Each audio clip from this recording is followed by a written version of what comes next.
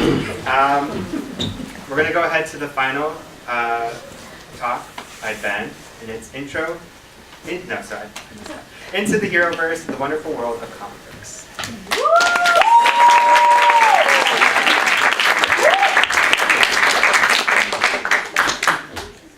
Hi, everybody. Everyone likes Marvel movies. That's a sizable portion of the room. That's awesome. We thought Into the Spider-Verse was a really good movie. Is that more people? I don't know. Great. Who likes the DC shows on the CW, like the Flash, Arrow, and Supergirl? Okay, Marvel dominates. That's how it works. But I think it's really interesting that some of the largest cultural phenomena of the last decade are superhero movies, right? Because for most of their history, superheroes weren't really taken very seriously by the public. Just 20 years ago, when they made the first X-Men film, they put them in all black leather jumpsuits because they thought that bright color costumes would turn off viewers who would see them as silly, which of course, looking back on it now, just seems ridiculous, right? But and now in 2018, we have Into the Spider-Verse, which is really the first superhero movie that I think truly embraces its comic book origins rather than toning them down or covering them up, right? I mean, we have on-screen onomatopoeias and text boxes, and it's a critical and commercial success, right? It's a smash hit. Executives are only very slowly embracing the more comic bookish aspects in movies as audiences show they like them. But I think the general dismissal of comic books lingers, if not consciously, then subconsciously, which to me seems incongruous with comic book movies' endorsement by the public. So today, I want to ease any apprehension you may have about comic books. And hopefully by the end of my talk, you'll be interested in reading some. Now I know some of you are probably thinking, Ben, you're a huge nerd. How are you going to convince us that comic books aren't actually that nerdy and weird? Well, for those of you who are thinking that, just sit tight. I think I might have something for you. Now, comic books are great because they're really the only medium that allow you the great internal narration and dialogue, and internal monologue afforded in books, while also giving you the striking visuals afforded in movies and TV. Right? The best comics make use of both to great effect. Additionally, there are no budget constraints on what you can show. Right? It costs as much to draw a guy standing on a street corner as it does to draw a planet exploding.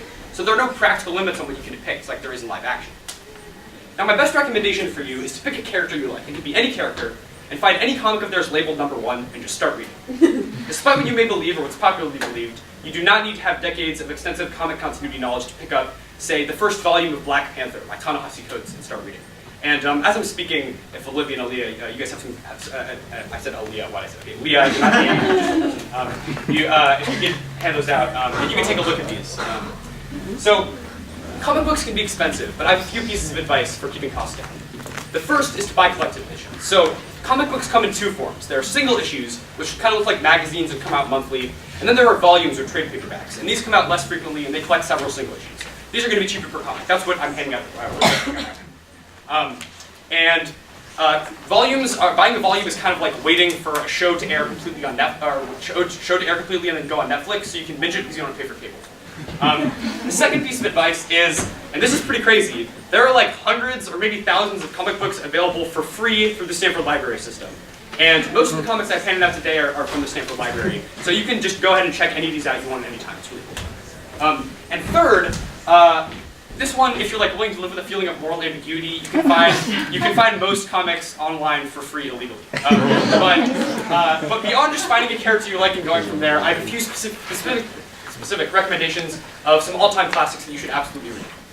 First, you should read Watchmen. You just should. It's widely considered to be the best comic of all time, and it is a damn powerful work of art. It's full of intrigue and brutal realism, and it's on Time magazine's list of the 100 best novels of the 20th century. Next, there's Marvels.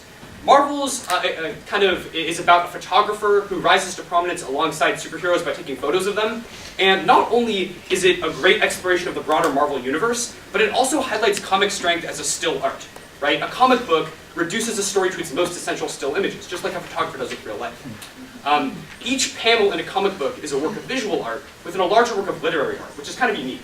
And nowhere is this truer than in Marvels, where every single panel is beautifully illustrated by Alex Ross in his gorgeous style of lifelike painting.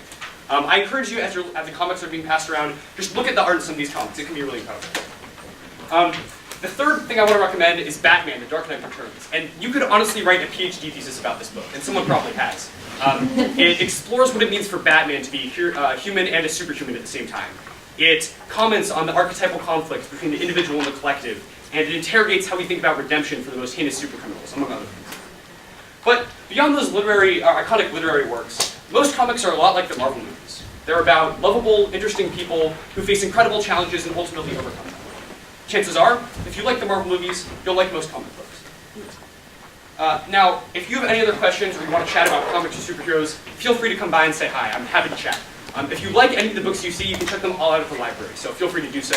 And if you could just leave those all, if you could just bring them up to the stage, that would be great. Thanks, everybody.